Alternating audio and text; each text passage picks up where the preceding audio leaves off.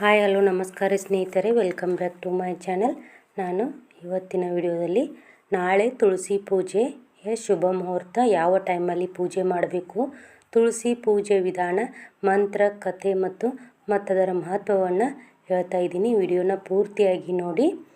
ಹಿಂದೂ ಸಂಪ್ರದಾಯದಲ್ಲಿ ತುಳಸಿ ವಿವಾಹ ಅಥವಾ ತುಳಸಿ ಪೂಜೆಯು ಅತ್ಯಂತ ಮಂಗಳಕರ ಆಚರಣೆಯಾಗಿದೆ. ಈ ದಿನದಂದು ತುಳಸಿ ಮಾತೆ ಮತ್ತು ವಿಷ್ಣುವಿನ ಸಾಲಿಗ್ರಾಮ ರೂಪಕ್ಕೆ ವಿವಾಹವನ್ನು ಮಾಡಿಸಲಾಗುತ್ತದೆ. ಇದರಿಂದ ಮನೆಗೆ ಸಂತೋಷ, ಶಾಂತಿ ಮತ್ತು ಸಮೃದ್ಧಿ ಬರುತ್ತದೆ ಎನ್ನುವ ನಂಬಿಕೆ ಇದೆ.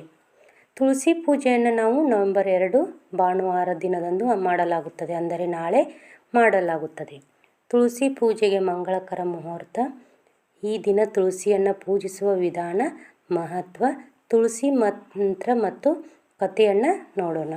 ತುಳಸಿ ಪೂಜೆಯನ್ನು ತುಳಸಿ ಹಬ್ಬವಂತ ನಾವೆಲ್ಲರೂ ಆಚರಣೆ ಮಾಡ್ತೀವಿ. ತುಳಸಿ ಪೂಜೆಯು ಹಿಂದೂ ಧರ್ಮದ ಅತ್ಯಂತ ಪೂಜನೀಯ ಧರ್ಮವಾಗಿದೆ. ಹಾಗೆ ದೀಪಾವಳಿಯಷ್ಟೇ ಪ್ರಾಮುಖ್ಯತೆಯನ್ನು ಕೊಡಲಾಗುತ್ತದೆ. ತುಳಸಿ ಗಿಡವನ್ನು ಲಕ್ಷ್ಮೀ ದೇವಿಯ ರೂಪವೆಂದು ಹೇಳುತ್ತಾರೆ ಮತ್ತು ತುಳಸಿ ಪೂಜೆಯ ದಿನದಂದು ವಿಷ್ಣುವಿನ ರೂಪವಾದ ಸಾಲಿಗ್ರಾಮದೊಂದಿಗೆ ತುಳಸಿಗೆ ವಿವಾಹವನ್ನು ಮಾಡಿಸುವ ಸಂಪ್ರದಾಯವಿದೆ.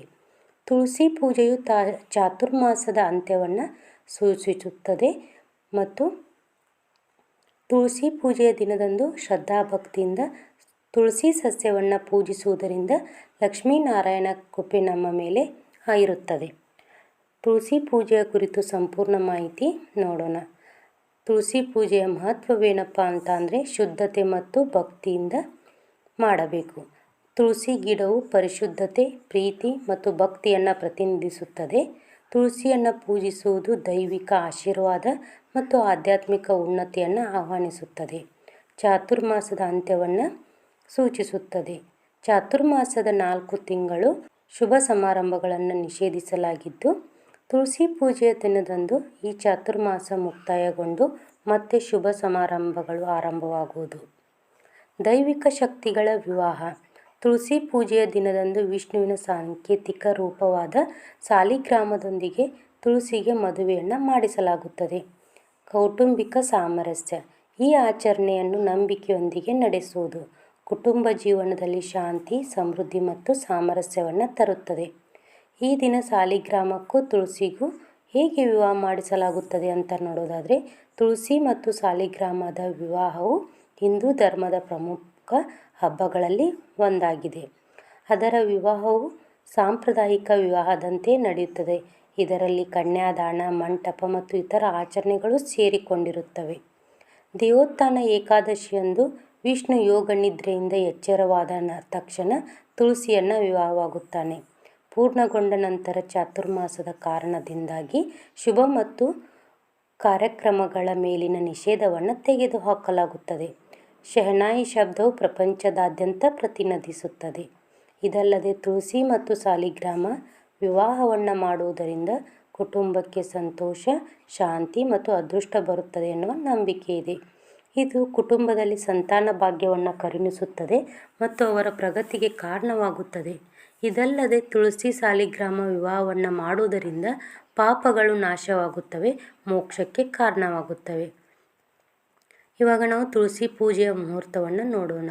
ತುಳಸಿ ವಿವಾಹದ ನಿಖರವಾದ ದಿನಾಂಕದ ಬಗ್ಗೆ ಪ್ರತಿ ವರ್ಷವೂ ಗೊಂದಲವಿರುತ್ತದೆ, ಏಕೆಂದರೆ ಅದು ಚಂದ್ರನ ಕ್ಯಾಲೆಂಡರನ್ನು ಅವಲಂಬಿಸಿರುತ್ತದೆ. ಹಿಂದೂ ಪಂಚಾಂಗದ ಪ್ರಕಾರ 2025ರಲ್ಲಿ ತುಳಸಿ ಪೂಜೆಯನ್ನು ನವೆಂಬರ್ 2ರಂದು ಭಾನುವಾರ ಆಚರಿಸಲಾಗುವುದು.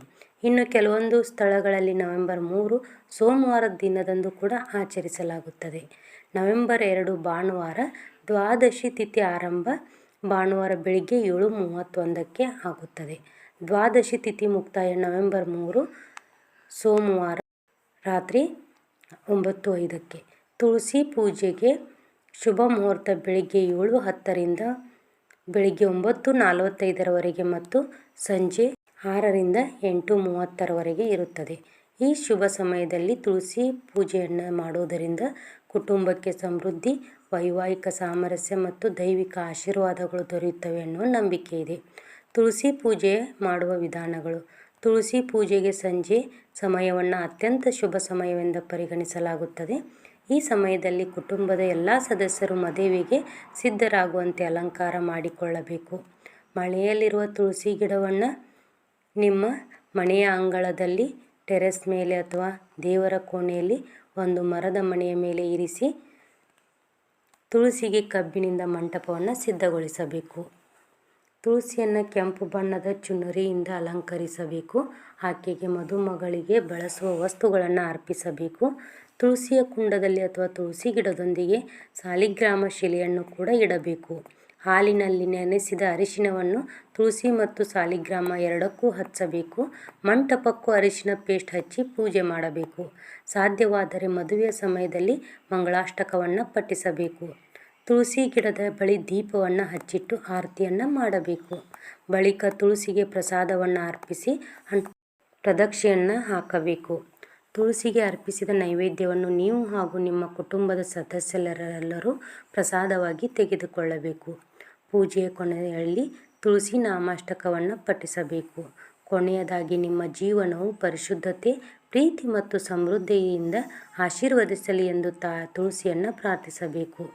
ತುಳಸಿ ಪೂಜೆಯ ಮಂತ್ರಗಳನ್ನು ನೋಡಬೇಕಾದ್ರೆ ತುಳಸಿ ಶ್ರೀ ಮಹಾಲಕ್ಷ್ಮೀ ವಿದ್ಯಾ ಯಶಸ್ವಿನಿ ಧರ್ಮನಾನ ದೇವಿ ದೇವಮನ ಪ್ರಿಯ ಲಭತೆ ಸುತರಾಂ ಭಕ್ತಿಮಂತೆ ವಿಷ್ಣು ಪದಂ ಲಭೇತ್.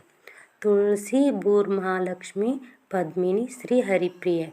ತುಳಸಿ ಶ್ರೀ ಮಹಾಲಕ್ಷ್ಮಿ ವಿದ್ಯಾ ಯಶಸ್ವಿನಿ ಧರ್ಮನಾನ್ ದೇವಿ ದೇವಮನ ಪ್ರಿಯ ಲಭತೆ ಸುತರಾಂ ಭಕ್ತಿಂ ಅಂತೆ ವಿಷ್ಣು ಪದಂ ಲಭೇತ್.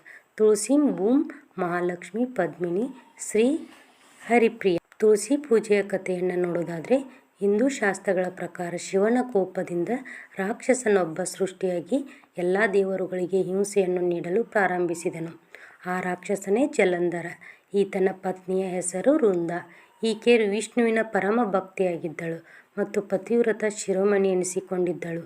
ತನ್ನ ಪತಿಯ ಆರೋಗ್ಯ ಮತ್ತು ದೀರ್ಘಾಯುಷ್ಯಕ್ಕಾಗಿ ಅವಳು ವ್ರತವನ್ನು ಮಾಡಲು ನಿರ್ಧರಿಸಿದಳು.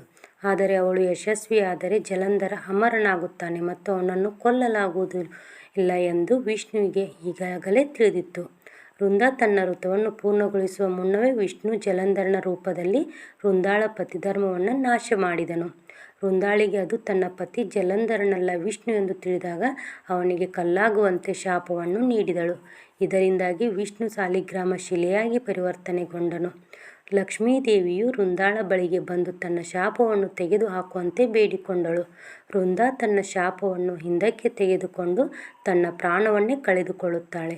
ನಂತರ ವಿಷ್ಣು ಅವಳಿಗೆ ಮುಂದಿನ ಜನ್ಮದಲ್ಲಿ ತುಳಸಿಯಾಗಿ ಜನ್ಮಿಸುವಂತೆ ವರವನ್ನು ನೀಡಿ ತನ್ನ ಪೂಜೆಯಲ್ಲಿ ಮಹತ್ತರವಾದ ಸ್ಥಾನವನ್ನು ನೀಡಿದನು.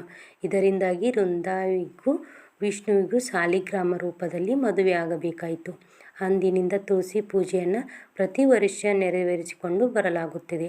ನೋಡಿದ್ರಲ್ಲ, ತುಳಸಿ ಪೂಜೆಯ ಸಂಪೂರ್ಣ ಮಾಹಿತಿಯನ್ನು ಕೊಟ್ಟಿದ್ದೀನಿ. ವಿಡಿಯೋ ಇಷ್ಟ ಆಯಿತು ಅಂತ ಅಂದ್ಕೊಂಡಿದ್ದೀನಿ. ಇಷ್ಟ ಆಗಿದ್ದರೆ ಲೈಕ್ ಮಾಡಿ, ಶೇರ್ ಮಾಡಿ, ಕಮೆಂಟ್ ಮಾಡೋದನ್ನು ಮರಿಬೇಡಿ. ಮತ್ತೆ ಮುಂದಿನ ವಿಡಿಯೋದಲ್ಲಿ ಸಿಗ್ತೀನಿ. ಸರ್ವೇ ಜನ ಸುಖಿನೋ ಭವಂತು.